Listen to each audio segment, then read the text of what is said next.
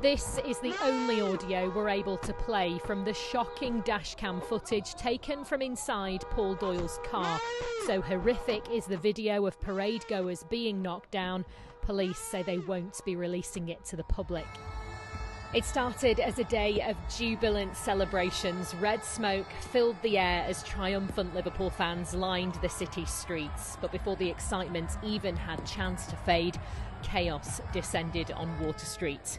In court, we were shown shocking CCTV taken from inside Paul Doyle's Ford Galaxy, where over a 7-minute period he recklessly drove at revellers, swearing at them to get out of his way. Paramedic Jay Vernon was on shift when he was struck. I pushed my emergency button on my radio. It jammed the network and that the dispatcher could hear freely what was happening. And in that moment, I'd said, I've been struck by a vehicle, I'm on Water Street, and there are multiple casualties.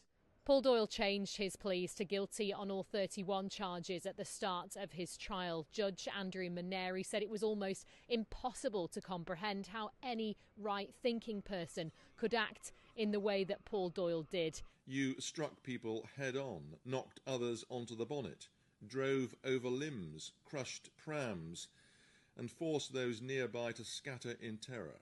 You ploughed on at speed and over a considerable distance, violently knocking people aside or simply driving over them, person after person after person.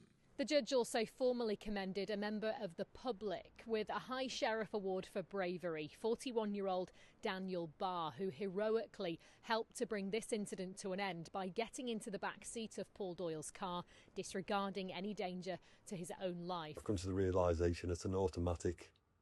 It's got its gear selectors there and I can see P. So I've rammed it from the back seat through the middle console into P. Just brought the car to a stop. Police and the Crown Prosecution Service have described this as one of the most complex cases in Merseyside's history.